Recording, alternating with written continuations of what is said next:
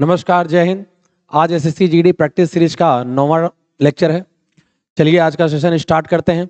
अगर आप सीरीज आप लोग अच्छे से अगर देखेंगे, पूरी सीरीज को अगर कंटिन्यू करेंगे अगर अंत तक, तो आपको निश्चित तौर पे एग्जाम में फायदा होगा। सारे के सारे कॉन्सेप्ट आपके क्लियर हो जाएंगे, पूरी अच्छी एक्सरसाइज हो जाएगी। आप जब एग्जाम में बैठेंगे तो आपको बिल्कुल भी डर नहीं लगेगा। चलिए शुरू करते हैं आज का पहला क्वेश्चन। पहला क्वेश्चन आपका क्या है आज का? कहा जा रहा है कि एक व्यक्ति ने 9 घंटे में 99 किलोमीटर की दूरी तय की।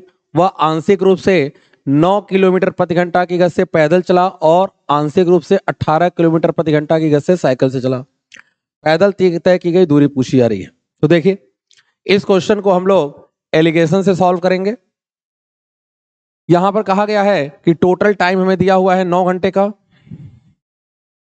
टोटल टाइम हमारा दिया हुआ है 9 घंटे का, और पूरी दूरी जो दी गई है वो 99 किलोमीटर की दी गई है। पैदल चाल हमको दी गई है, पैदल चाल हमको दी गई है 9 किलोमीटर प्रति घंटा, और साइकिल की चाल दी गई है, साइकिल की चाल हमको दी गई है 18 किलोमीटर प्रति घंटा। पूछा क्या जा रहा है? कह रहा पैदल तय की गई दूरी बताइए। आपको ये ध्यान रखना होगा, जैसा कि हम जानते हैं फॉर्मूला होता है चाल बराबर दूरी बटा समय। अगर आप चाल समय दूरी में अगर एलिगेशन लगाते हैं तो एक बात को ध्यान रखिएगा, अगर आप चाल में एलिगेशन लगाएंगे तो रेशियो जो आएगा वो आपका टाइम का आएगा। अगर आप दूरी में एलिगेशन लगाएंगे तभी रेशियो टाइम का आएगा, लेकिन अगर आप टाइम में एलिगेशन लगाते हैं तो रेशियो हमेशा दूरी का आएगा। कोशिश ये किया करिए कि आप एलिगेशन दूरी में लगाइए, डिस्टेंस में लगाइए, उससे आपका कैलकुलेशन भी कम होगा, आसानी से आप क्वेश्चन को कर पाएंगे। चलिए डिस्टेंस में एलिगेशन लगाते हैं। एक तरफ यहां पैदल चलेंगे पहले, दूसरी तरफ यहां साइकिल से चलेंगे। यहां पे हम देख सकते हैं पैदल चाल हमारी दिया हुआ है क्वेश्चन में 9 किलोमीटर प्रति घंटा। अगर वो व्यक्ति 9 किलोमीटर प्रति घंटा से अगर पूरे 9 घंटे चलता है तो 9 घंटे चलेगा तो कुल कितना चलेगा? 9 किलोमीटर की चाल से 9 घंटे में 9 गुणे 9 आप करोगे तो 81 हो जाएगा। ये 81 की दूरी तब होगी जब वो पूरा पैदल चले 9 घंटा। अब एक बार वही 9 घंटे हम लोग साइकिल से चलकर देख लें। साइकिल की चाल हमें दी गई है 18 किलोमीटर प्रति घंटा। 18 की चाल से अगर आप 9 घंटा चलोगे तो 18 गुणे 9 हो जाएगा 162। ठीक है। क्वेश्चन में जो चली गई दूरी है वो हमें दी गई है 99 किलोमीटर प्रति 99 किलोमीटर। तो ये 99 किलोमीटर दूरी तब दी गई है जब इसमें कुछ दूरी आप पैदल भी चले हो और कुछ दूरी आप साइकिल से भी चले हो। ये हमारा मिश्रण हो गया। आप इस तरीके से क्रॉस डिफरेंस ले लीजिए। 81 और 99 का अंतर हो जाएगा 18 का, 162 और 99 का अंतर हो जाएगा 63 का। रेशियो बना लेते हैं, 9 से काटेंगे तो रेशियो हमारा 7 और 2 का हो जाएगा। हमने आपसे बताया कि अगर डिस्टेंस में एलिगेशन लगाएंगे तो डिस्टेंस में हमेशा एलिगेशन जब लगाएंगे तो रेशियो हमको टाइम का मिलेगा। इसका मतलब है कि ये जो रेशियो है वो रेशियो टाइम का है। समय का रेशियो 7 और 2 का। क्वेश्चन में टोटल समय हमें दिया हुआ था 9 घंटे। तो 9 घंटे को अगर आप 7 और 2 के रेशियो में बांटेंगे तो 7 और 2 घंटे ही समय आएगा। तो 7 घंटे और 2 घंटे। 7 घंटे किस चाल से? पैदल चाल से। 2 घंटे साइकिल से। हमसे पूछा क्या जा रहा है? हमसे पूछा जा रहा है पैदल तय की गई दूरी बताइए। तो पैदल तय की गई दूरी पूछी जा रही है तो आपने देखा कि क्वेश्चन में पैदल चाल हमें कितनी दी गई है? पैदल चाल हमें 9 दी गई है। तो 9 की चाल से हम चलेंगे और कितने घंटे? पैदल वाला समय हम लोगों ने निकाल लिया है यहां पर 7 घंटे। तो 9 की चाल से अगर हम 7 घंटे चलते हैं तो 63 किलोमीटर की दूरी हो जाएगी। तो 63 देखिए, 63 हमारा सी ऑप्शन जाएगा। अगर इसी क्वेश्चन में आपसे साइकिल से चली गई दूरी पूछी गई होती तो साइकिल की चाल हमारी 18 है, तो हम 18 की चाल से चलते 2 घंटे। ये साइकिल का समय हमारा 2 है, तो 18 की चाल से 2 घंटे चलते तो वो 36 आ जाता। ठीक है। चलिए, तो हमसे पैदल पूछ रहा था, पैदल हमारा 63 हो गया। नेक्स्ट क्वेश्चन पे आते हैं। एक रेलगाड़ी 50 मीटर प्लेटफॉर्म को तथा प्लेटफॉर्म पर खड़े एक व्यक्ति को पार करने में क्रमशः 14 तथा 10 सेकंड का समय लेती है। रेलगाड़ी की चाल क्या होगी? चलिए देखते हैं। एक रेलगाड़ी 50 मीटर लंबे प्लेटफॉर्म को, देखिए ये एक रेलगाड़ी है और ये एक प्लेटफॉर्म है। प्लेटफॉर्म की लंबाई हमें दी गई है 50 मीटर। इसको पार करने में इसको टोटल समय लग रहे हैं 14 सेकंड। तथा जब वो रेलगाड़ी एक व्यक्ति को पार कर रही है तो ऐसे में इसको समय लग रहे हैं 10 सेकंड।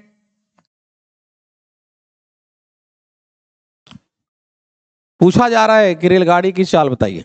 देखिए, जब पहले केस में रेलगाड़ी ने प्लेटफॉर्म को पार किया होगा तो ऐसे में रेलगाड़ी की लंबाई तो पार होगी ही होगी और साथ में प्लेटफॉर्म की लंबाई भी पार होगी। प्लेटफॉर्म की लंबाई हमको 50 मीटर दी गई है और दोनों का मिला के टोटल समय हमें दिया हुआ है 14 सेकंड का।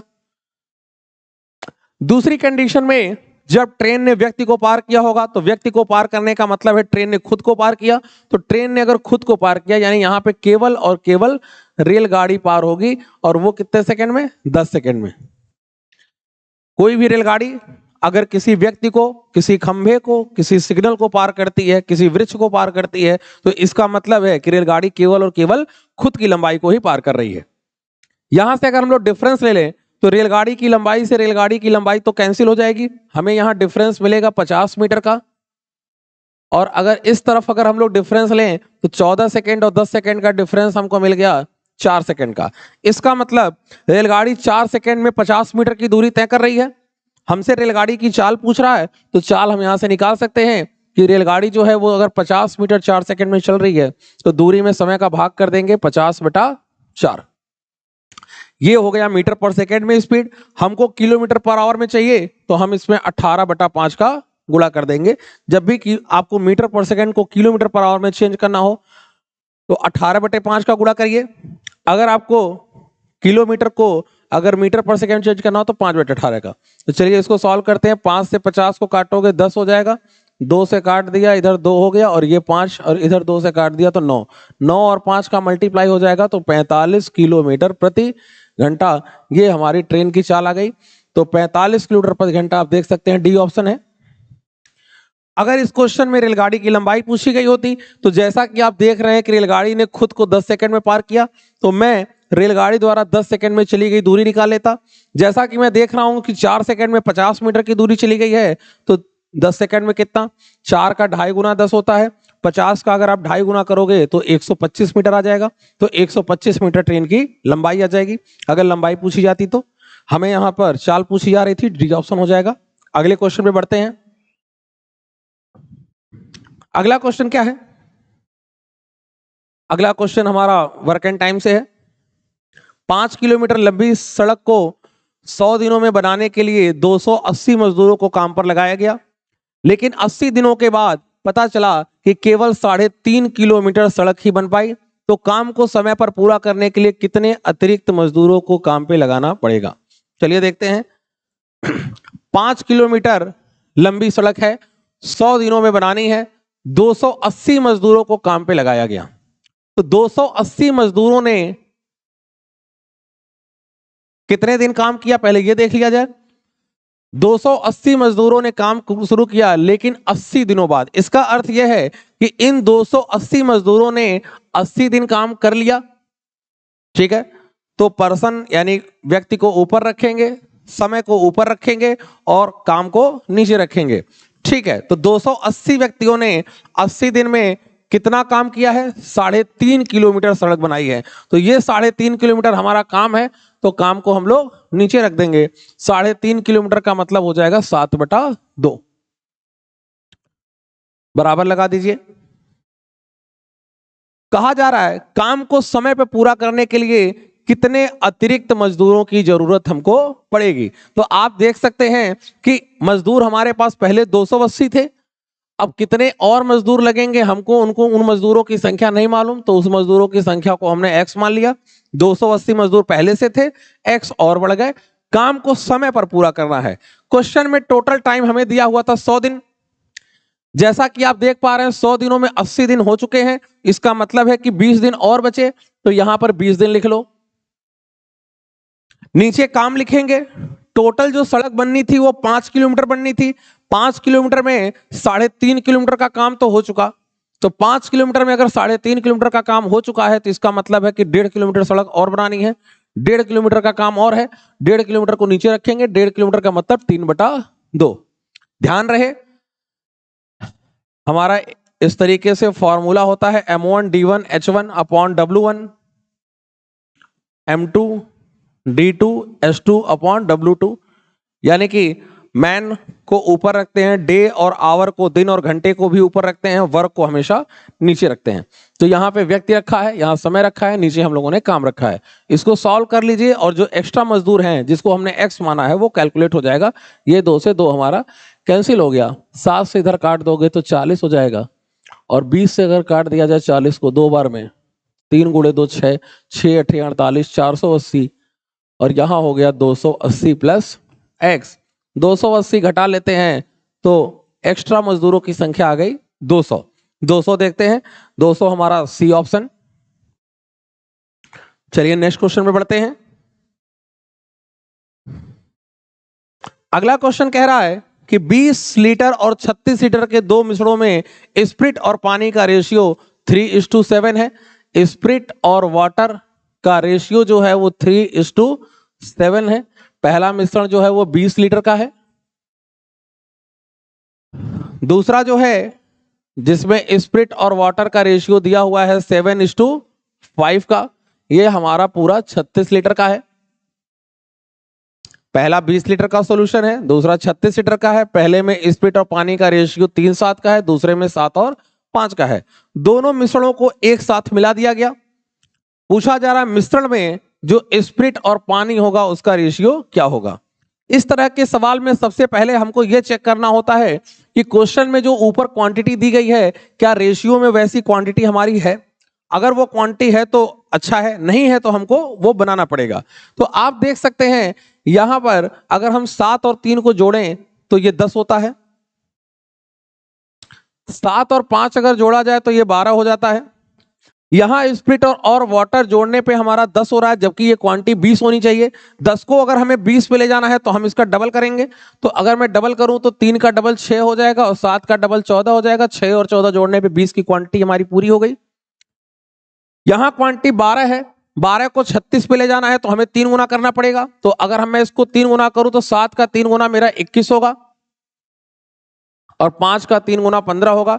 21 और 15 ऐड करने पे 36 के बराबर हो जाएगा। जैसा कि क्वांटिटी कह रहा था 20 और 36 वो हम लोगों ने बना लिया। अब बनाने के बाद इनको मिला दीजिए, मिक्स कर दीजिए, स्प्रिट और वाटर का रेशियो आपको मिल जाएगा। तो यहां से आप देख सकते हैं कि यहां पे स्प्रिट हमारा 6 है और यहां स्प्रिट हमारा 21 है। तो 6 और 21 जोड़ोगे तो आपका स्प्रिट हो जाएगा 27। वाटर देखा जाए तो वाटर यहां पे 14 है और यहां वाटर हमारा 15 है। तो 14 और 15 में जोड़ दूं तो वाटर की क्वांटिटी मेरी हो जाएगी 29। कुछ सिंप्लीफाई हो सकता है तो कर लीजिए, नहीं तो ऐसे ही छोड़ दीजिए। यहां पे कुछ भी नहीं कट रहा है तो ऐसे ही छोड़ देंगे। तो जो फाइनल हमारा मिक्सचर तैयार हो गया, जो अंतिम मिश्रण तैयार हुआ, उसमें स्प्रिट और वाटर का रेशियो हो गया 27 और 29 का। तो 27 और 29 देखते हैं, हमारा सी ऑप्शन है। नेक्स्ट क्वेश्चन पे आते हैं। अगले क्वेश्चन पर देखिए अगला क्वेश्चन क्या है। अगला क्वेश्चन हमारा पार्टनरशिप से है। एक्स तथा वाई ने क्रमशः 16,000 और 12,000 की पूंजी निवेश करके एक व्यापार शुरू किया। 3 माह बाद एक्स ने 5,000 निकाल लिए जबकि वाई ने 5,000 और निवेश किए। उसके 3 माह बाद जेड ने 21,000 निवेश कर उस व्यापार में शामिल हो गया। ज्ञात कीजिए 26,400 रुपए के वार्षिक लाभ में वाई का हिस्सा जेड के हिस्से से कितना अधिक है। करते हैं इस क्वेश्चन को। यहां पे आप देख सकते हो जैसा कि एक्स का इन्वेस्टमेंट हमें दिया हुआ है 16,000 और वाई का इन्वेस्टमेंट दिया हुआ है 12,000। तो 16,000 और 12,000 पूरा लिखने की जरूरत नहीं है, 3 जीरो दोनों में कॉमन है, उसको हटा दीजिए। 16 और 12 लिखिए। 16 और 12 का इन्वेस्टमेंट इनका हो गया। आगे कहा जा रहा है कि पूंजी निवेश कर एक व्यापार शुरू करते हैं। 3 माह बाद एक्स ने 5,000 वापस निकाल लिया। तो इसका जो एक्स की पूंजी है वो 3 महीने लगी रही। 5,000 अगर इसने पूंजी निकाल ली तो 16 में से 5 कम कर देंगे तो इसकी पूंजी हो गई 11। ठीक है। और जबकि वाई ने 5,000 और निवेश किए।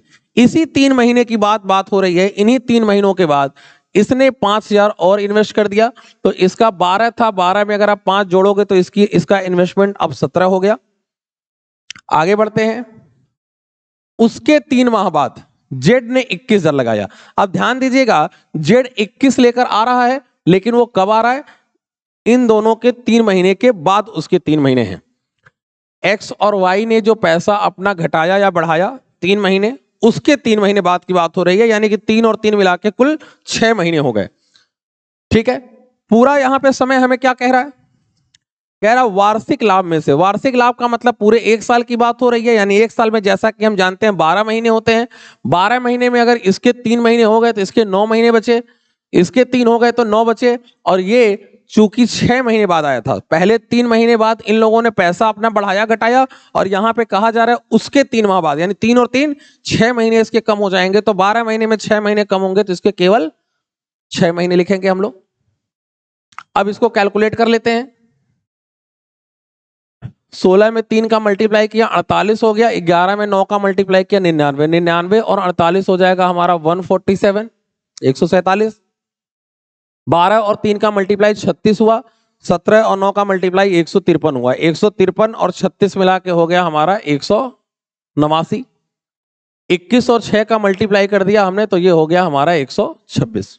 ठीक है, अब इसको हम लोग जितना काट सकते हैं, सिंपल कर सकते हैं, उसको काट लीजिए। तो ध्यान से देखिए, ये सारी वैल्यू 3 से कट रही है, 7 से भी कट रही है, यानी हम ये कह सकते हैं कि पूरी वैल्यू 21 से कट रही है। अगर मैं इसको 21 से काटता हूं तो ये 21 से वैल्यू 7 बार में कट जाएगी। इसको 21 से काटते हो तो 9 बार में आप काट लोगे, इसको 21 से काटते हो तो आप 6 बार में। आप 21 से एक बार में नहीं काट पा रहे हो, कोई दिक्कत नहीं, पहले 3 से काट लो, दोबारा 7 से काट लेना। ठीक है, तो ये हमारा रेशियो बना 7, 9 और 6 का। अगर 7, 9 और 6 जोड़ा जाए तो 7, 9, 6 जोड़ने पे 9, 7, 16, 6, ये हमारा 22 होता है। ये 22 का जो प्रॉफिट है वो क्वेश्चन में हमें दिया हुआ है 26,400। 26,400 मुझसे पूछा जा रहा है वाई का हिस्सा जेड से कितना अधिक है, वाई का हिस्सा जेड से कितना ज्यादा है, यानी वाई और जेड में मुझे डिफरेंस पूछा जा रहा है। तो आप देख सकते हैं कि यहां वाई और जेड में जो आपको डिफरेंस दिख रहा है वो डिफरेंस मुझे 3 का दिख रहा है। तो मुझे 22 की वैल्यू मालूम है और मुझे 3 की वैल्यू निकालनी है। तो मैं इस 26,400 में 22 से भाग कर दूं और 3 से गुणा कर दूं। 22 से भाग करेंगे तो 22 एक कम 22, 2 बचा, सॉरी 4 बचा, 22 दूना 44, और 3 से मल्टीप्लाई कर देते हैं। तो 3 से मल्टीप्लाई कर दोगे तो ये वैल्यू हमारी हो गई 3600। तो जो डिफरेंस पूछ रहा था वो 3600 आ गया, 3600 यानी कि ए ऑप्शन हमारा आ गया। ठीक है, उम्मीद है आपको समझ में आया होगा। नेक्स्ट क्वेश्चन पे बढ़ते हैं हम लोग। अगला क्वेश्चन क्या है? एक हीरे का मूल्य उसके भार के वर्ग के अनुक्रमानुपाती यानी कि डायरेक्टली प्रोपोर्शनल है। ठीक है, जो भार है, जो हीरे का एक हीरे का जो मूल्य है, जो मूल्य है उसके भार के वर्ग के अनुक्रमानुपाती यानी डायरेक्टली प्रोपोर्शनल, यानी जो मूल्य है वो भार के वर्ग के अनुक्रमानुपाती, या हिंदी में उसको समानुपाती भी कहते हैं, या इंग्लिश में डायरेक्टली प्रोपोर्शनल कहते हैं। ये हमें एक तरीके से फॉर्मूला दिया जा रहा है कि अगर आपको वस्तु का मूल्य निकालना है तो आपको उसके भार का वर्ग करना पड़ेगा, स्क्वायर करना पड़ेगा, तब जाके आपको मूल्य मिलेगा। एक व्यक्ति ने गलती से इस हीरे को 3 टुकड़ों में बांट दिया, जिसका रेशियो हमें दिया हुआ है 3, 5, 7 का। 3 टुकड़ों में तोड़ दिया, इस वजह से उसको 42,600 रुपए की हानि हो गई। तो हीरे का जो वास्तविक मूल्य था वो वास्तविक मूल्य हमसे पूछा जा रहा है। तो देखिए, हीरे को उसने 3, 5, 7 के रेशियो में तोड़ा है। हीरे को अगर उसने 3, 5, 7 के रेशियो में तोड़ा है तो मैं ये कह सकता हूं, अगर मैं इन तीनों टुकड़ों के टोटल भार को जोड़ूं तो 3 और 5 8, 8, 7 15, यानी कि हीरा टूटने के पहले उसका टोटल भार रहा होगा 15। 15 के 3 टुकड़े कर दिए, 3, 5 और 7। ठीक है, जब हमने 3 टुकड़े कर दिए तो मैं ये पता कर लूं कि इन 3 टुकड़ों का मूल्य क्या रहा होगा। यहां जैसा कि आप देख पा रहे हैं कि मूल्य के लिए कहा जा रहा है कि मूल्य आपको तब मिलेगा जब आप भार का वर्ग करोगे। तो सबसे पहले मैं अगर इस टुकड़े की बात करूं तो इस टुकड़े का भार 3 है। 3 का अगर मैं वर्ग करता हूं तो 3 का वर्ग 9 होगा। इसका भार दिया हुआ है, ये ध्यान रहे, ये जो है वो भार है। और अब हम लोग ये क्या निकाल रहे हैं? अब हम लोग निकाल रहे हैं मूल्य। तो भार से मूल्य कैसे निकलेगा? मूल्य अगर निकालना है तो भार का स्क्वायर करना पड़ेगा। तो पहले वाले टुकड़े का भार अगर 3 था तो उसका मूल्य 9 होगा। दूसरे वाले टुकड़े का भार अगर 5 है तो इसका वर्ग करोगे तो इसका मूल्य 25 आएगा। तीसरे वाले टुकड़े का भार अगर 7 है तो इसका वर्ग करने पे हमको 49 मिल जाएगा। तो अगर मैं पूछूं कि इन तीनों टुकड़ों का जो टोटल मूल्य है वो टोटल मूल्य कितना हो गया भाई, तो इन तीनों टुकड़ों का टोटल मूल्य अगर मैं जोड़ूं तो 49 और 25 हो गया 74, 74 और 9 हो गया हमारा 83। तो तीनों टुकड़ों को तोड़ने के बाद इनका जो टोटल मूल्य हो गया वो मूल्य हो गया हमारा 83। जबकि जब हीरा नहीं टूटा था तो उसका भार था 15। जब भार 15 था तब इसका मूल्य क्या रहा होगा? भार का वर्ग करेंगे तो मूल्य आएगा, तो 15 का वर्ग करोगे तो 225। तो हीरा टूटने के पहले जो उसका मूल्य था वो कितना था? 225 था। और हीरे को तोड़ने के बाद उसका मूल्य कितना हो गया? 83 हो गया। पढ़िए प्रश्न में क्या कह रहा? कह रहा 42,600 रुपए की हानि हो गई। तो आप देख सकते हैं जो मूल्य 225 था वो मूल्य मेरा 83 पे आ चुका है। तो 225 की वैल्यू अगर 83 पे आ गई तो कितनी कम हो गई? तो इसको 225 में 83 घटा लेते हैं, 125 और 17 हो जाएगा 142। तो ये डिफरेंस आ गया 142 का। मूल्य 225 से 83 पे पहुंच गया। आपको जो हानि हो गई वो हानि हो गई 142 की। वो 142 की हानि आपको दी गई है क्वेश्चन में। 142 की वैल्यू दी गई है 426 और 00। हमसे पूछा क्या जा रहा है? हीरे का वास्तविक मूल्य। हीरे का वास्तविक मूल्य आप देख सकते हैं हीरा टूटने के पहले उसका वास्तविक मूल्य 225 था। तो हमें 142 की वैल्यू मालूम है और मुझे 225 की वैल्यू निकालनी है। 142 से अगर भाग दोगे तो आप देख रहे हो कि 142 का ये हमारा 3 गुना बन रहा है। 14 या 42 3 बार में जाएगा। और 2 जीरो भी तो हैं, 2 जीरो हैं तो उसके लिए हम 2 जीरो बढ़ा दें, यानी ये 300 गुना है। तो मैं क्यों ना इसको भी 300 गुना कर दूं। तो अगर मैं 225 में 300 का मल्टीप्लाई करता हूं, 225 गुणे 3 हो जाएगा 675 और 2 जीरो बढ़ा देंगे तो हमारा जो मूल्य हो जाएगा वो 67,500। ठीक है। तो हीरे के टूटने के पहले जो हीरे का वास्तविक मूल्य था वो 67,500 था। तो 67,500 यानी कि सी ऑप्शन हमारा जा रहा है। अगर हमसे ये पूछ ले हीरे का नया मूल्य ज्ञात करो, तीनों टुकड़ों का जो टोटल हमारा आज का नया मूल्य है, तो हम 83 की वैल्यू निकाल लेते हैं। तो इसी 300 में फिर हम 83 का गुणा करते, उससे मेरा नया मूल्य आ जाता। नेक्स्ट क्वेश्चन में बढ़ते हैं। 1.5 वर्षों के लिए 10% वार्षिक ब्याज की दर से 24,000 रुपए की राशि पर चक्रवृद्धि ब्याज अर्धवार्षिक अंतराल पर संयोजित है। तो वो ब्याज हमको बताना है कि वो ब्याज कितना आएगा। चलिए देखते हैं वो ब्याज। हमें क्वेश्चन में समय दिया हुआ है 1.5 वर्ष का।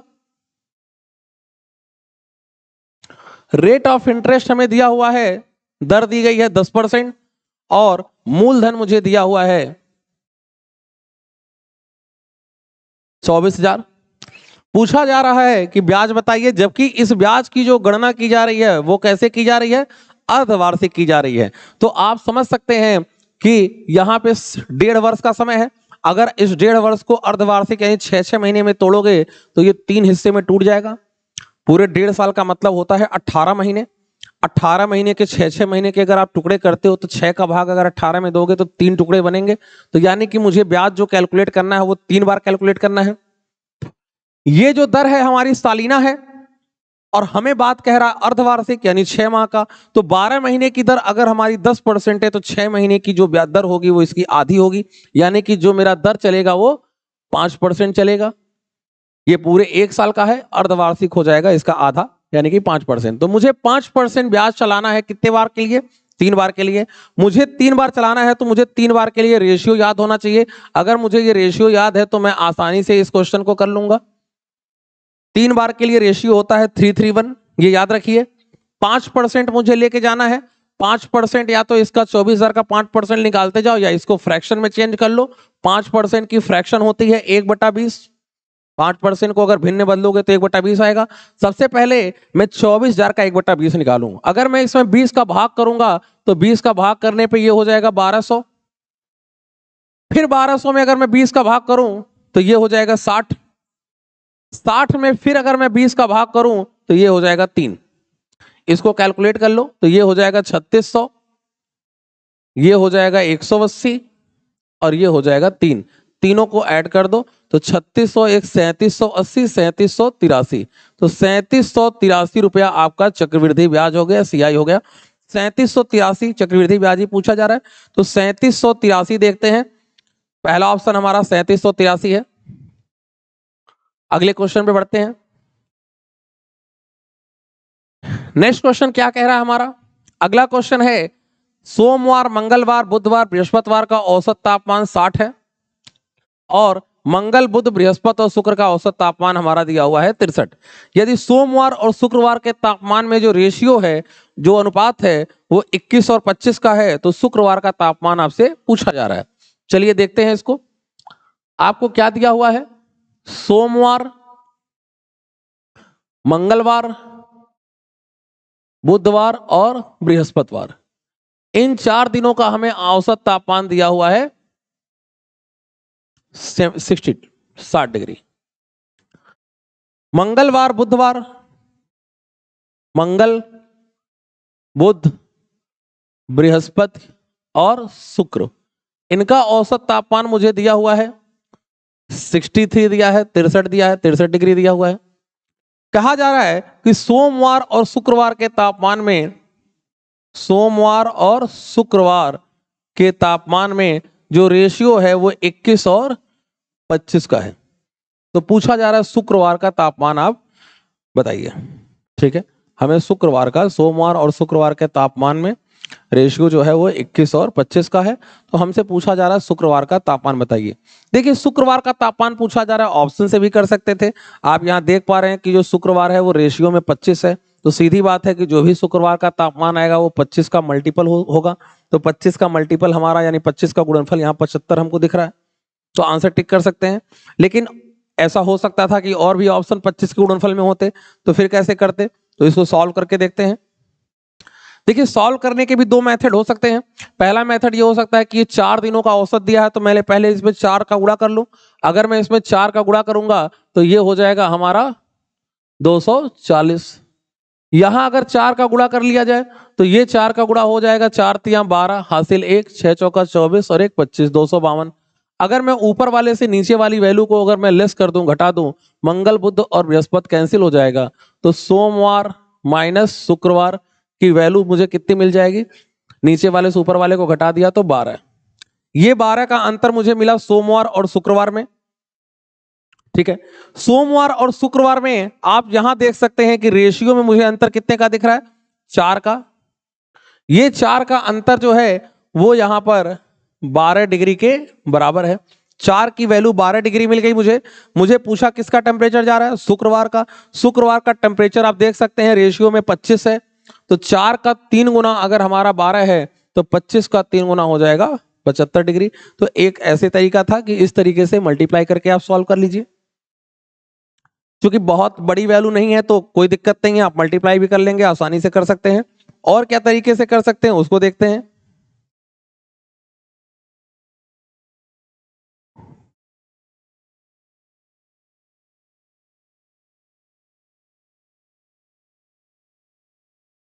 ठीक है, यहां तक दिया हुआ है। आप यहां देख सकते हैं, यहां पे मंगलवार, बुधवार और बृहस्पतिवार दोनों में कॉमन है। जो मंगल, बुध और बृहस्पति की वैल्यू यहां होगी वही मंगल, बुध और बृहस्पति की वैल्यू यहां होगी, वो दोनों में कॉमन होगी। तो इसका मतलब क्या है? इसका मतलब यह है कि जो भी आपको यहाँ पे एवरेज में डिफरेंस दिखाई पड़ रहा है, वो एवरेज में डिफरेंस जो है वो सोमवार और शुक्रवार के कारण होगा, क्योंकि मंगल, बुध और बृहस्पति की वैल्यू दोनों जगह से कॉमन मिल रही है हमको। तो सोमवार और शुक्रवार की वजह से ही केवल एवरेज में अंतर आ सकता है। आप यहां देख सकते हैं कि एवरेज में जो मुझे अंतर दिख रहा है वो एवरेज में अंतर मुझे 3 का दिख रहा है। ये एवरेज लिया कितने दिनों का गया है? यहां भी देख सकते हो 4 दिन है, यहां भी 4 दिन है, यानी 4 दिनों का एवरेज लिया गया है। 4 4 8 दिन मत कर दीजिएगा, चाहे एवरेज ऊपर से देखिए चाहे नीचे से देखिए, एवरेज 4 दिनों का ही है। तो 1 पर 3 का अंतर, तो 4 दिनों पे अगर अंतर आया तो 4 तिया 12 हो गया, यानी ये 12 का अंतर आ गया। ये 12 का अंतर किसमें आया? सोमवार और शुक्रवार में। तो सोमवार और शुक्रवार में अंतर 12 का आ गया। और रेशियो में आप अंतर देख सकते हैं 4 का, तो 4 का 3 गुना 12 होता है। शुक्रवार की वैल्यू पूछी जा रही है तो 25 का 3 गुना कर देंगे तो 75 हो जाएगा। ऐसे भी कर सकते हैं। एवरेज में अंतर 3 का, 1 पे 3 का, ये एवरेज 4 दिनों का है तो 4 पे 12 का, 12 का अंतर सोमवार और शुक्रवार में। सोमवार और शुक्रवार में रेशियो में अंतर 4 है, 4 की वैल्यू 12 है तो शुक्रवार की वैल्यू 25 की वैल्यू पूछ रहा है, 75 3 गुना।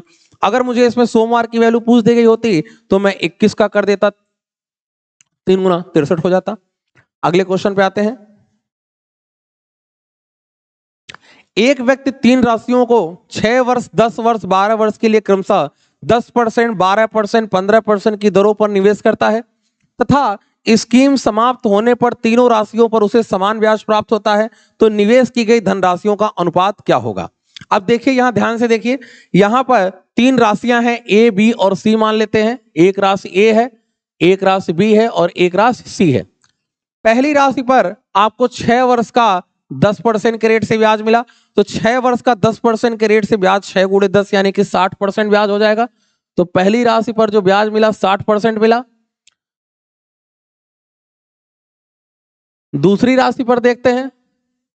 दूसरी राशि में कहा जा रहा है कि 10 वर्ष का 12% के रेट से ब्याज मिला, तो 10 वर्ष का अगर आप 12% के रेट से ब्याज कैलकुलेट करोगे तो 10 गुणे 12 करोगे यानी 120% हो जाएगा।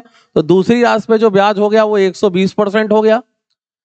इसी प्रकार तीसरी राशि पे हम ब्याज देख लें तो 12 वर्ष का 15% के रेट से ब्याज 12 गुणे 15 आप करेंगे तो 12 गुणे 15 हमारा हो जाएगा 180, तो 180% हमारा ब्याज हो गया। हमसे कहा जा रहा तीनों ब्याज आपस में बराबर हैं, तो हमने इसलिए तीनों को बराबर कर दिया, तीनों का बराबर का चिन्ह लगा दिया। पूछा क्या जा रहा है? पूछा जा रहा है तीनों राशियों पर कह रहा है कि ब्याज बराबर है, वो ब्याज बराबर कर लिया। निवेश की गई राशियों का अनुपात यानी कि ए बी सी का रेशियो हमसे पूछा जा रहा है कि उनका जो मूलधन ए बी सी है उसका रेशियो क्या होगा। तो देखिए कैसे निकालेंगे। पहले आप ऊपर जो कट सकता है काट लो, सब में 60 कॉमन है, 60 से काटोगे तो ये हो जाएगा 2, ये 1 हो गया, ये 60 से काटोगे 2 हो गया और ये हमारा 3 हो गया। ठीक है, अब एक बार क्या कर लीजिए, 1 2 और 3 का एलसीएम ले लीजिए। 1 2 3 का एलसीएम 6 हो जाएगा, सब में 6 से डिवाइड कर दीजिए। अगर सबको 6 से डिवाइड करते हैं तो a के नीचे वैल्यू 6 मिल गई हमको। 2 से 6 को काट दो, अगर मैं 2 से 6 को काटता हूं तो नीचे 3 आ जाएगा। 3 से काट दीजिए 6 को तो 2 आ जाएगा। यही ए बी सी का रेशियो हो गया। तो रेशियो के अकॉर्डिंग ए की वैल्यू 6 हो गई, बी की वैल्यू 3 हो गई और सी की वैल्यू 2 हो गई। यही इनके मूलधन का अनुपात हो गया 6 3 और 2। तो 6 3 2 देखते हैं ऑप्शन हमारा, 6 3 2 हमारा पहला ऑप्शन है, फर्स्ट ऑप्शन। अगले क्वेश्चन पे आते हैं। अगला क्वेश्चन क्या है? एक व्यापारी अंकित मूल्य पर 25% की छूट प्रदान करता है तो उसे 5% का नुकसान होता है। अगर वह सूची मूल्य का मतलब अंकित मूल्य या मार्क प्राइस ही होता है। अगर वह सूची मूल्य पर 10% की छूट पर माल बेचता है तो उसे कितने % का लाभ या कितने % की हानि होगी? चलिए देखते हैं सवाल को। अंकित मूल्य पर 25% की छूट दी गई। हम मान के चलते हैं मेरा अंकित मूल्य जो था वो 100% था। अगर मैं अपने 100% अंकित मूल्य पर अगर 25% की छूट दूंगा तो इसका मतलब है कि मैं उसे 75% में सेल करूंगा। 100% मैंने अपना अंकित मूल्य मान लिया, यहां पर 25% की छूट की बात हो रही थी। हमें मालूम होना चाहिए कि जब भी हम छूट देते हैं, डिस्काउंट देते हैं, हमेशा अंकित मूल्य पर कैलकुलेट करते हैं, मार्क प्राइस पर कैलकुलेट करते हैं। 25% की छूट देने से नुकसान कितने का परसेंट का हुआ? 5% का। जिस प्रकार छूट आप हमेशा मार्क प्राइस यानी अंकित मूल्य पे कैलकुलेट करते हो, उसी प्रकार हमेशा लाभ और हानि हमेशा क्रय मूल्य पे कैलकुलेट किया जाता है। तो अगर मेरा क्रय मूल्य 100 रहा होगा तो 5% का अगर नुकसान हो गया तो इसका मतलब है कि मेरे अंकित मूल्य का जो 75% है वो मेरे क्रय मूल्य के 95% के बराबर हुआ। अंकित मूल्य पे 25% की छूट दे दी तो अंकित मूल्य आ गया 75 पे। 5% का नुकसान हो गया तो क्रय मूल्य हमारा 5% कम होकर 95 पे आ गया। तो अंकित मूल्य का 75% क्रय मूल्य के 95% के बराबर है। कहा जा रहा है कि अगर वह सूची मूल्य पर 10% की छूट देता तो उसे कितने परसेंट का लाभ या हानि होती। तो सूची मूल्य यानी अंकित मूल्य मेरा 100 था, अगर वो 10 की छूट देता तो 100 को 10 कम करते, तो यानी इसका मतलब ये हो गया कि हम अगर उसको 90 में सेल कर रहे होते तो क्या, तो 75 की वैल्यू मुझे मालूम है, मुझे 90 की वैल्यू निकालनी है। जब मैं 75 में बेच रहा था तो 5% का लॉस हो रहा था, इसका मतलब है कि हमारा 95 है।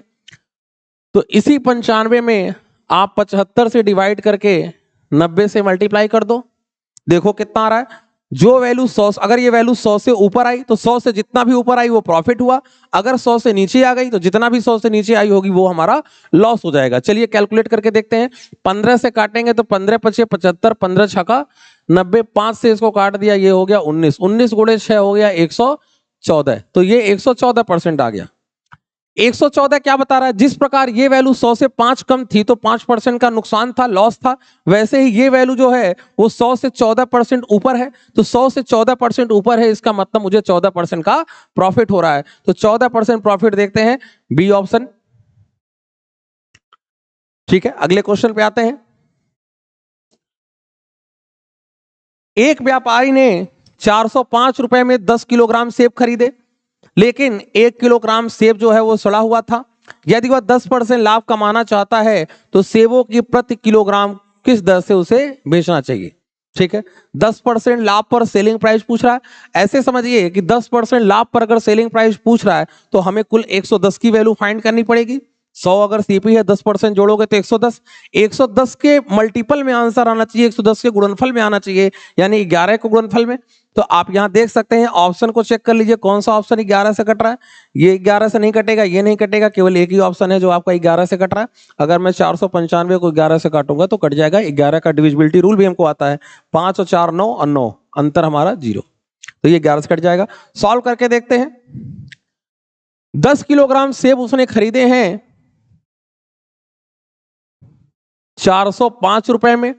ये 405 रुपया उसका जो है वो क्रय मूल्य है, कॉस्ट प्राइस। उसने कहा कि 1 किलोग्राम सेब जो है वो सड़ गए। अगर 10 किलोग्राम में 1 किलोग्राम सेब सड़ गए उसके, तो उसके पास सेब बचे कितने, 9 किलो।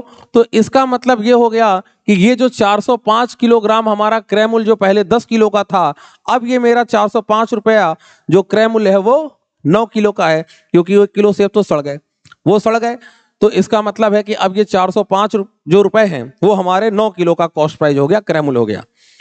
कहा जा रहा है 10% लाभ पर अगर बेचे तो उसे सेबों को प्रति किलोग्राम किस दर से बेचना चाहिए। प्रति किलोग्राम मतलब 1 किलोग्राम की बात हो रही है। तो मुझे 9 किलोग्राम का अगर क्रय मूल्य मालूम है तो क्या मैं यहां से 1 किलोग्राम का क्रय मूल्य निकाल सकता हूं। मैं इसमें 9 का भाग कर दूं, 1 किलोग्राम का क्रय मूल्य आ जाएगा। 9 का भाग करिए, 9 चौका 36 और बचा हमारे पास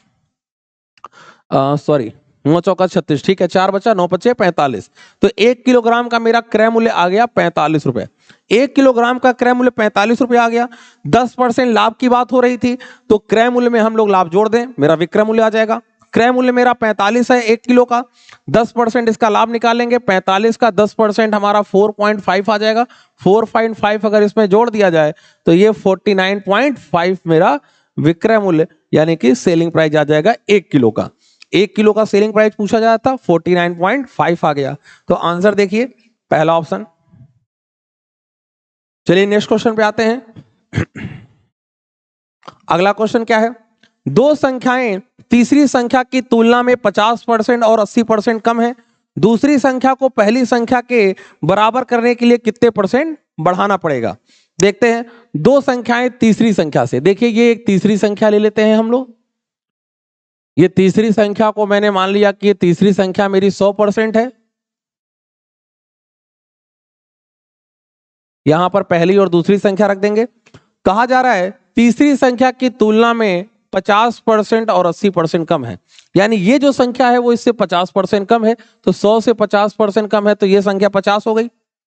ये संख्या इससे कितनी कम है, दूसरी संख्या 80% कम है, तो अगर ये 80% कम है तो ये 20 हो जाएगी। जो पहली संख्या है वो इस तीसरी संख्या से 50 कम थी और ये वाली संख्या से ये वाली दूसरी संख्या 80% कम है।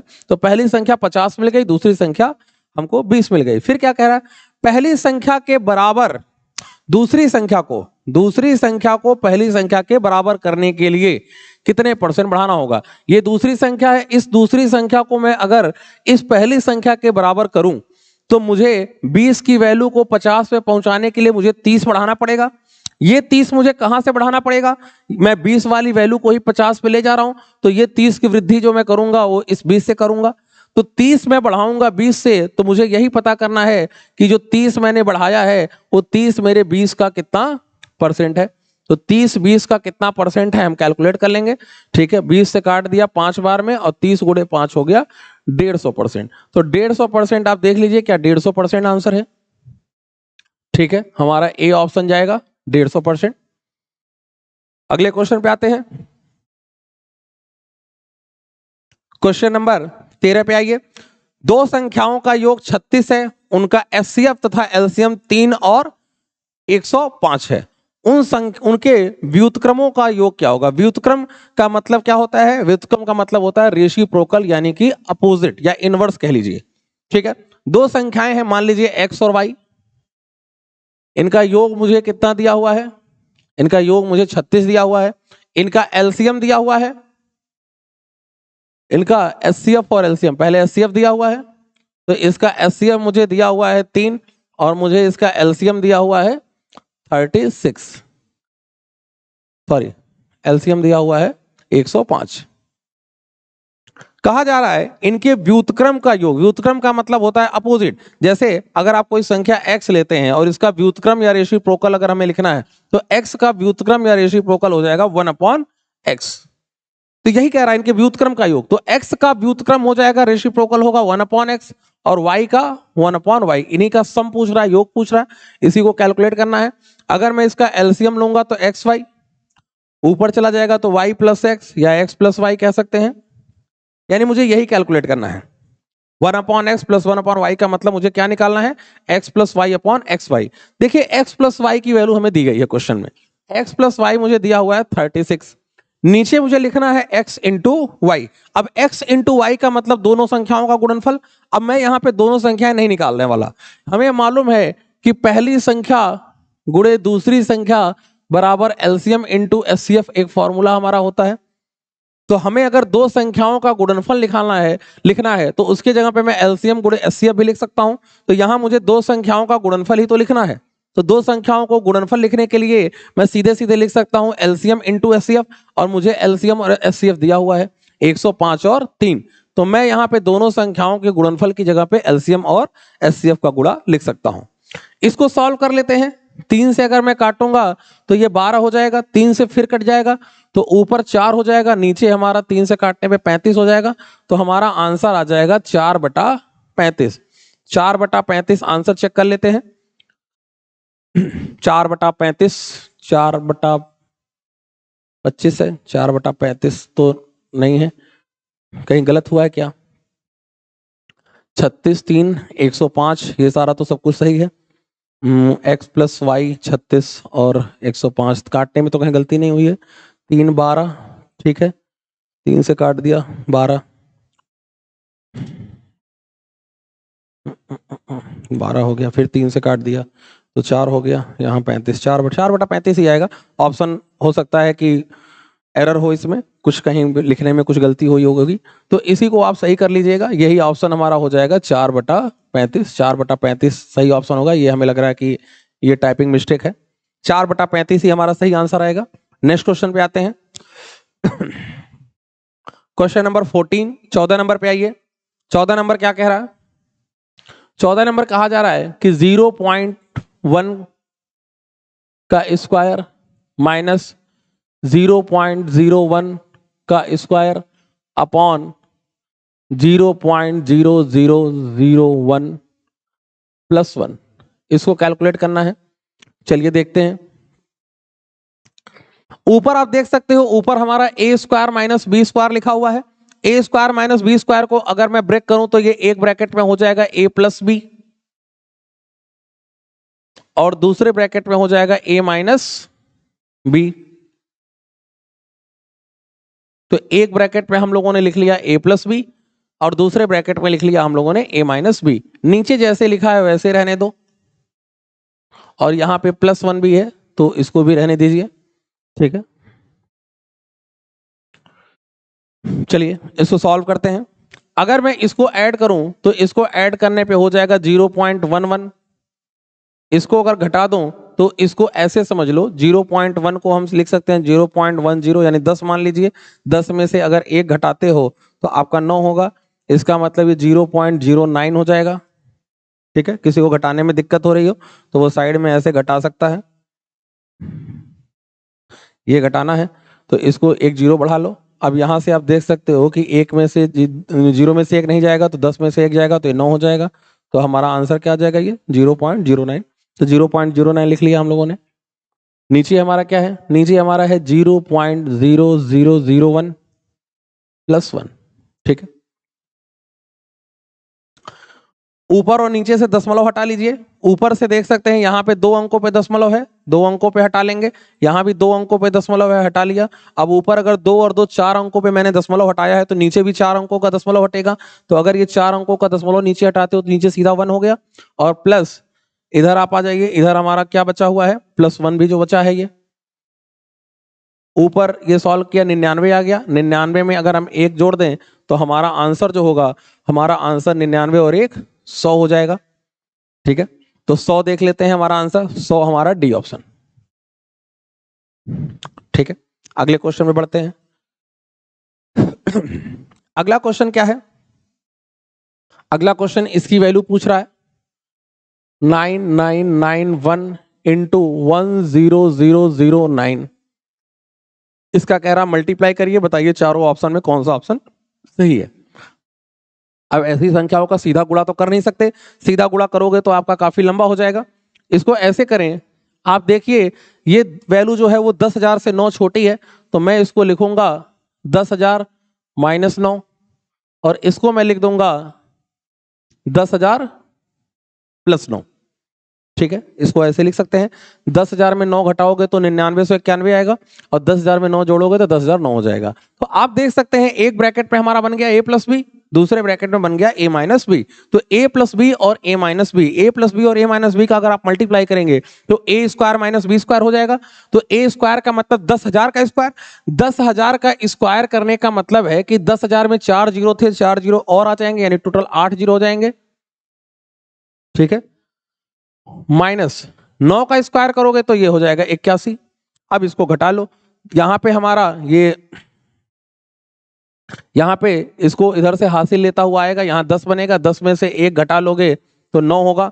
इसके पास 9 होगा तो 9 में से 8 घटाओगे 1 आएगा, और इसके पहले जितनी भी वैल्यू है वो हमारी सारी 9 होंगी। अभी 9 कितनी बार होगा ये देख लीजिए, 0 कितनी बार है यहाँ पर, 1 2 3 4 5 6, तो 6 बार है। तो 1 2 3 4 5 और 6, तो 6 बार हमको 9 मिलेगा और फिर मुझे 19 मिलेगा। तो ऐसा आंसर आना चाहिए। तो 6 × 9 और यहां लास्ट में फिर 19, यानी कि ये वाला ऑप्शन सी ऑप्शन हमारा बिल्कुल सही ऑप्शन है, ठीक है। नेक्स्ट क्वेश्चन पे आते हैं। एक किसान n गायों के एक समूह को अपने 4 बेटों के बीच बांटता है। इस प्रकार प्रथम पुत्र को समूह की आधी गाय, जो पहला पुत्र है उसको पूरे समूह की आधी गाय मिलती है। जो दूसरा पुत्र है, पहले पुत्र को समूह की आधी मिली है, दूसरे को समूह का 1/4 मिला है, और तीसरे को 1/5। तीसरे को कहा जा रहा है कि 1/5 मिला। चौथे पुत्र को उसको कह रहा 7 गाय मिली। चौथे पुत्र यानी जो चौथा पुत्र डी होगा उसकी गायों की संख्या हमें दी गई है 7 दी गई है। इसकी गायों की संख्या हमें 7 दी गई है। पूछा जा रहा है n का मान, n का मतलब जो आपने टोटल गाय क्वेश्चन में कह रहा था उसे। तो एक काम कर लेते हैं, जो n टोटल गाय हैं उनकी कोई वैल्यू अपनी तरफ से रख लेते हैं। जब भी इस तरह से भिन्न के रूप में फ्रैक्शन के फॉर्म में क्वेश्चन हो तो आप इनके जो नीचे जो वैल्यू लिखी है, जो डिनोमिनेटर में जो हर में संख्या लिखी हुई है उसका एलसीएम लेकर आप एक वैल्यू मान लीजिए। तो यहाँ नीचे 5 है, 4 है, 2 है, 5 4 2 का एलसीएम लेंगे तो 20 हो जाएगा। तो मैं मान लेता हूं कि टोटल गायों की संख्या 20 रही होगी। अब इसमें आप पहले दूसरे तीसरे का निकालते जाओ। कुल गायों की संख्या मैंने 20 मानी, 20 का 1/2 हो जाएगा हमारा 10, तो पहले को 10 गाय मिली होगी। दूसरे को कह रहा पूरे गायों का 1/4, तो अगर आप 20 का 1/4 निकालोगे, 20 में 4 का भाग दोगे तो इसको 5 गाय मिलेगी। तीसरे को कह रहा है कि 1/5, तो 20 का अगर आप 1/5 निकालते हैं तो 4 हो जाएगा। आप जरा इनको जोड़ लीजिए, ये कितनी हो गई? 10, 5, 15, 4, 19 हो गई। तो 19 गाय हो गई, जबकि हमने n का मान कितना लिया हुआ है? 20। 20 गायों में से 19 गायें तो ए बी सी को मिल गई। बची कितनी गाय? एक गाय बची, और वो जो एक गाय मिल रही है वो किसको मिलेगी? डी को मिलेगी। अच्छा, डी के गायों की संख्या हमें क्वेश्चन में दी गई है 7। इसका मतलब है कि एक की वैल्यू जो है वो 7 के बराबर है। हमसे टोटल गायों की संख्या यानी n का मान पूछ रहा था, तो टोटल गाय हमारे पास 20 है, तो 20 की वैल्यू पूछ रहा है, तो 1 बराबर 7 है, तो 20 का गुणा कर लो 7 में, तो 20 गुणे 7 हो जाएगा 140, यानी कुल गायों की संख्या 140। अगर मुझे ये पूछ लिया होता इसी में कि ए के पास कितनी गाय थी, तो 1 बराबर 7, तो 10 बराबर 70 हो जाता। बी के गायों की संख्या पूछ लेता तो 7 × 35 हो जाता। सी के गायों की संख्या पूछ लेता तो 7 × 28 हो जाता। तो उनकी गायों की संख्या भी हम लोग आसानी से निकाल सकते थे। हमें टोटल पूछ रहा था, तो टोटल हमारे गायों की संख्या 140 आई है, यानी कि सही ऑप्शन। अगले क्वेश्चन बढ़िए। एक भाग के प्रश्न में कह रहा भाजक भागफल का 7 गुना है, शेषफल का 3 गुना है। यदि शेषफल 28 हो तो भाज्य क्या होगा? तो देखिए, जैसे मान लीजिए अगर आप 5 से अगर 17 में अगर भाग दें तो ये भाग 3 बार जाएगा और इस तरीके से बचेगा। तो यहां पे जो संख्या लिखी होती है इसे आप लोग कहते हैं भाजक। इसे क्या कहते हैं? भाजक। ठीक है। यहां जो संख्या लिखी है इसको हम लोग कहते हैं भाज्य। यहां जो संख्या लिखी है इसको हम लोग कहते हैं भागफल, और यहां जो संख्या लिखी है इसको हम लोग कहते हैं शेषफल। ठीक है। इंग्लिश में भाजक को हम लोग डिवाइजर कहते हैं, भाज्य को हम लोग डिविडेंड कहते हैं, भागफल को हम लोग क्वेशेंट कहते हैं, और शेषफल को हम लोग रिमाइंडर कहते हैं। ठीक है। तो हम लोग जानते हैं कि अगर मुझे ये इस संख्या पे अगर वापस लौटना है, 17 को वापस मुझे पाना है, तो मैं 5 में 3 का मल्टीप्लाई करके 2 जोड़ दूं। 5 गुणे 3 हमारा 15 होगा, और 15 में मैं अगर 2 जोड़ देता हूं तो 17 हो जाएगा। 5 गुणे 3 15, 15 में 2 जोड़ दिया तो 17। तो संख्या हमारी 17 आ गई। संख्या मेरी 17 आ गई। तो इसी तरीके से देखिए क्वेश्चन में क्या कह रहा है, एक भाग के प्रश्न में भाजक जो है वो भागफल का 7 गुना, परंतु शेषफल का 3 गुना है। शेषफल का मान हमको दिया हुआ है 28। तो यहां रखिए क्वेश्चन, शेषफल का मान हमें दिया हुआ है 28। शेषफल सबसे नीचे रखेंगे, यहां पे 28 हमको दिया हुआ है।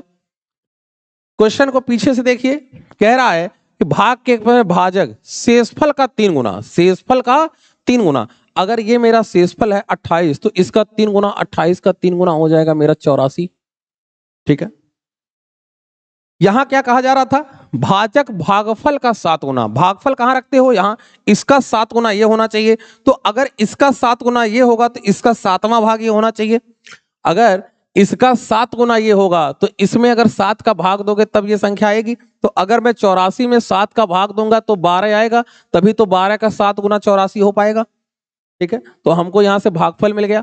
हमसे ये संख्या पूछ रहा है, नहीं भाज्य पूछ रहा है, संख्या क्या होगी? तो हमने अभी देखा 5 में 3 का गुणा करोगे 15, 2 जोड़ोगे तभी 17 आएगा। इसी प्रकार 84 में 12 का गुणा करेंगे और 28 को जोड़ेंगे तब जाके हमको ये संख्या मिलेगी। तो अगर मुझे इस भाज्य का मान निकालना है,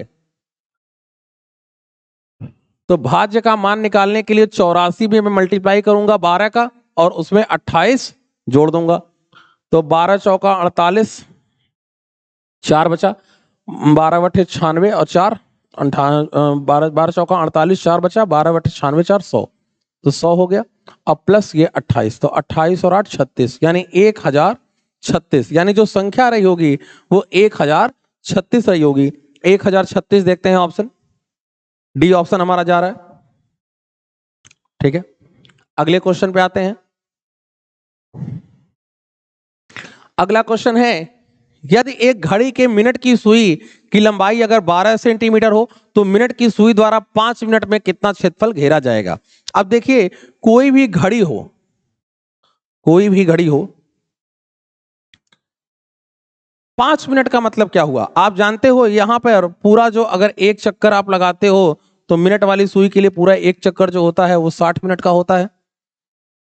5 मिनट का मतलब ये इतना हिस्सा हो गया, ये जो इतना हिस्सा होगा वो 5 मिनट का होगा, फिर 5 मिनट, फिर 5 मिनट, ऐसे ये 15 मिनट ये हो गए। ठीक है, ऐसे बढ़ते जाओगे तो 5-5 मिनट की ये हमको टोटल 12 खाने मिलेंगे। तो 5-5 मिनट के अगर 12 खाने लेते हो तो 12 पचे 60 हो जाएगा। 60 मिनट का पूरा हमारा एक राउंड होता है मिनट वाली सुई के लिए। तो 5 मिनट का मतलब क्या हुआ? 5 मिनट का मतलब हुआ केवल इस ये जो बड़ा खाना है एक खाना। अच्छा, एक पॉइंट पे जो एंगल बनता है वो पूरा 360 डिग्री बनता है। अब 360 डिग्री में ऐसे बड़े बड़े हम देख पा रहे हैं 12 खाने हैं, तो 12 खाने मिलकर अगर 360 डिग्री बना पा रहे हैं तो 5 मिनट का मतलब तो ये वाला एक बड़ा खाना हुआ। ठीक है, तो एक बड़ा खाना कितना बना पाएगा? 12 का भाग दोगे तो 30 डिग्री बना पाएगा भाई। तो यानी इसका एंगल आ गया 30 डिग्री। एंगल कितना आ गया? 30 डिग्री। सुई की लंबाई दी गई है 12। ठीक है, तो मुझे दरअसल एक त्रिज्यखंड की बात कर रहा है, जिस त्रिज्यखंड यानी सेक्टर जिसका एंगल 30 डिग्री है और रेडियस 12 है। मुझे क्या पूछा जा रहा है? इसका क्षेत्रफल पूछा जा रहा है। हम लोगों को सेक्टर का एरिया याद होना चाहिए। सेक्टर या हिंदी में त्रिज्यखंड कह लो। त्रिज्यखंड का जो एरिया होता है वो क्या होता है भाई? त्रिज्यखंड का एरिया होता है हमारा पाई आर स्क्वायर थीटा अपॉन 360, ये हमारा होता है। तो यही एरिया हमें निकालना है। चलिए निकालते हैं। पाई, क्या क्वेश्चन पाई के फॉर्म में? हाँ, पाई के फॉर्म में है, तो पाई को पाई की जगह पाई रहने दीजिए, उसको 22/7 मत लिखिए। आर की जगह पे 12 है, 12 गुणे 12 या 144 लिख लो।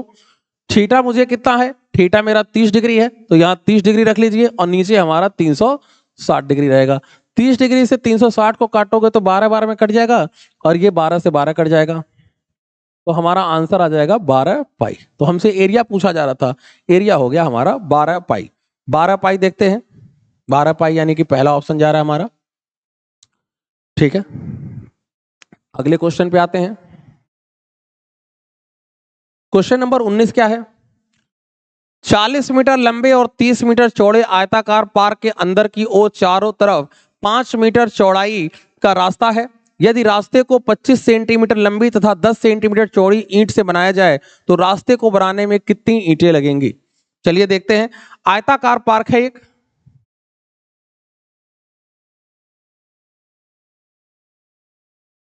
इसके अंदर रास्ता बना हुआ है। इसकी पूरी लंबाई हमें दी गई है 40, तो ये 40 हमारी 40 मीटर लंबाई दी गई है और मुझे चौड़ाई कितनी दी गई है? 30 मीटर। ये चौड़ाई है इसकी 30 मीटर। ठीक है, 40 मीटर लंबाई है, 30 मीटर चौड़ाई है। आयता पार्क के अंदर चारों ओर 5 मीटर चौड़ाई का ये जो आपने रास्ता तैयार किया है, इस रास्ते की जो चौड़ाई है वो मेरी 5 है। 5 इधर से भी होगा, 5 इस तरफ से भी होगा, 5 ऊपर से भी होगा और 5 नीचे से भी होगा। हर तरफ से इसकी जो चौड़ाई है वो कितनी है? 5 है। फिर आगे क्या कहा जा रहा है? 25 सेंटीमीटर लंबी और 10 सेंटीमीटर चौड़ी ईंट इस पे बिछानी है। ईंट बाद में बिछा लेंगे, पहले हम लोग जिस रास्ते पर मुझे ईंट बिछानी है पहले उस रास्ते का मैं एरिया निकाल लूं। यही तो मेरा रास्ता है, इसी रास्ते का मुझको एरिया चाहिए। इस रास्ते का एरिया मैं कैसे निकालूंगा? मैं बाहर वाले पूरे आयत का एरिया निकाल के अंदर वाला जो आयत बन रहा है इस अंदर वाले आयत का एरिया घटा दूं। बाहर वाले आयत का एरिया कैसे निकलेगा? आयत का एरिया का फॉर्मूला लंबाई गुणे चौड़ाई होता है। लंबाई चौड़ाई दी गई है, 40 गुणे 30 हो जाएगा। अंदर वाले आयत का एरिया घटा दूं। अब अंदर वाले आयत की लंबाई ध्यान दीजिए, ये पूरा 40 है, 5 इधर से कम करोगे, 5 इधर से कम करोगे तो ये हमारी लंबाई दोनों तरफ से 10 कम हो जाएगी। तो जो लंबाई हमारी 40 थी अब वो लंबाई हमारी कितनी हो गई? 30 हो गई। चौड़ाई देखते हैं, चौड़ाई पूरी 30 थी, 5 ऊपर से 5 नीचे से कम हो गई तो 10 वो भी कम हो गई, तो 30 वाली वैल्यू हमारी 10 कम हो गई तो ये 20 हो गई। तो चौड़ाई मुझे 20 मिल गई। तो अंदर की अगर मैं आयत की बात करूं तो लंबाई 30 है, चौड़ाई 20 है, तो इसका एरिया हो जाएगा 30 गुणे 20। इस रास्ते का पूरा एरिया अगर निकाल लें तो 40 गुणे 30 हो जाएगा 1200 और 30 गुणे 20 हो जाएगा 600। तो मैंने घटा लिया तो ये एरिया आ गया 600। ये एरिया 600 जो आ गया उस सड़क का एरिया आ गया जिस सड़क पे मुझे ईंट बिछानी है। चलिए 600 एरिया पे मुझे ईंट बिछानी है। अब यहाँ पे हम लोग ये देखेंगे जिस ईंट को बिछाना है उस ईंट का जो क्षेत्रफल है वो कितना है। तो देखिए ये एक ईंट है और इस ईंट के बारे में कहा जा रहा है कि इस ईंट की लंबाई जो है वो 25 है और चौड़ाई जो है वो 10 है।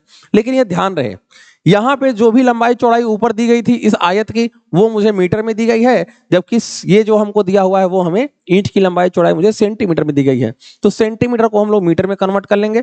तो इसको मैं मीटर में कन्वर्ट करूंगा तो इसमें 100 का भाग करूंगा, इधर भी 100 का भाग करूंगा, तो 25/100 हो जाएगा 1/4 और 10/100 को आप 1/10 लिख सकते हैं। तो एक ईंट का एरिया होगा लंबाई गुणे चौड़ाई, यानी 1/4 इसकी लंबाई हो गई और चौड़ाई हो गई 1/10। ये एक ईंट का क्षेत्रफल हो गया। इस एक ईंट के क्षेत्रफल का मैंने पूरे रास्ते के, जिस रास्ते पे मुझे ईंट बिछानी है उसके क्षेत्रफल में मैंने भाग दिया। तो ये 10 और 4 ऊपर आ जाएगा, तो 600 में 10 और 4 ऊपर आ जाएगा। तो 600 में आप 10 और 4 का मल्टीप्लाई कर दोगे, 10 गुणे 4 कितना होगा 40। अब 6 गुणे 60 गुणे अगर आप 40 करते हो, 6 चौका 24 और 3 जीरो आ जाएगा, यानी हमारा आंसर हो गया 24,000। 24,000 देखते हैं बी ऑप्शन। यानी ऐसी छोटी छोटी, इस तरह की अगर छोटी छोटी अगर हम लोग ईंटें अगर इस रास्ते में बिछाएं तो पूरे 24,000 ईंटें मुझे बिछानी पड़ेंगी। अगले क्वेश्चन पे आते हैं। नेक्स्ट क्वेश्चन क्या है? एक धातु के अर्धगोले का कुल पृष्ठीय क्षेत्रफल 1848 है। इस अर्धगोले को पिघलाकर एक ठोस लंबवृत्तीय शंकु बनाया जाता है। यदि शंकु के आधार की त्रिज्या अर्धगोले की त्रिज्या के बराबर हो तो शंकु की ऊंचाई ज्ञात कीजिए। देखिए क्या कहा जा रहा है, कहा जा रहा है कि एक धातु के अर्धगोले का कुल पृष्ठीय क्षेत्रफल, एक अर्धगोला है, एक अर्धगोला है, ये अर्धगोला या इंग्लिश में इसको हेमिस्फीयर हम लोग बोल देते हैं। इसका टोटल हमको सरफेस एरिया दिया है। देखिए आपको अर्धगोले का जो टोटल सरफेस एरिया होता है वो टोटल सरफेस एरिया याद होना चाहिए। टोटल सरफेस एरिया संपूर्ण पृष्ठ होता है 3πr²। कुछ लोग शायद 2πr² सोच रहे हो, नहीं, वो टोटल सरफेस एरिया नहीं होता है, वो हमारा केवल वक्र पृष्ठ होता है, यानी कि कॉर्ड सरफेस एरिया, यानी कि ऊपर वाला। लेकिन चूंकि टोटल सरफेस एरिया में ये भी आएगा और ये नीचे वाला भाग भी एक सर्कल जुड़ेगा तो ये हो जाएगा 3πr²। इस 3πr² की वैल्यू दी गई है मुझे 1848, तो इसके बराबर में 1848 लिख दूं मैं।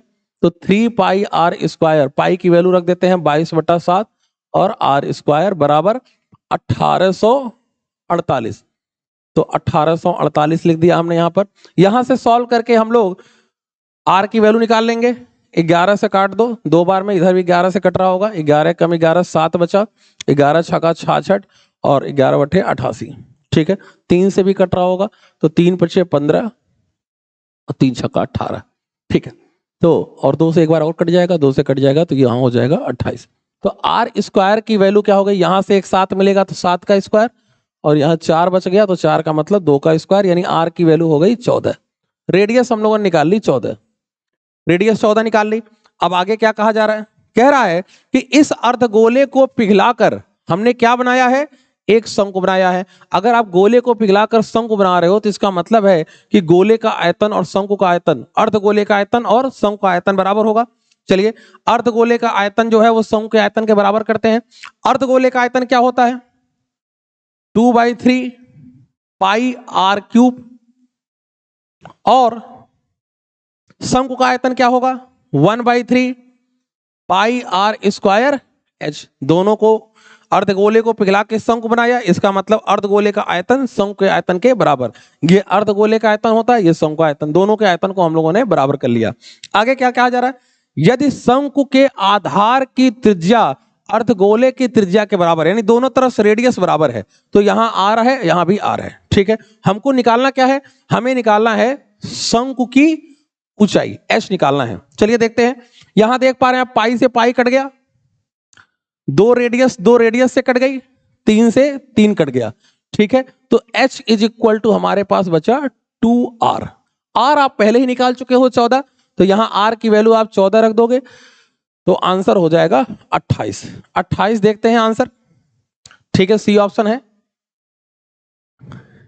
ये आज का लास्ट क्वेश्चन। उम्मीद है कि आज का सेशन आपको अच्छा लगा होगा। सेशन अच्छा लग रहा हो तो आप लोग इसको और ज्यादा लाइक करिए, सब्सक्राइब करिए, अपने दोस्तों में शेयर करिए, ताकि हमारा भी उत्साह बढ़ता रहे और हम लोग अच्छे अच्छे कंटेंट इसी तरह और लाते रहें। आज का सेशन यहीं तक रखते हैं। नमस्कार, जय हिंद।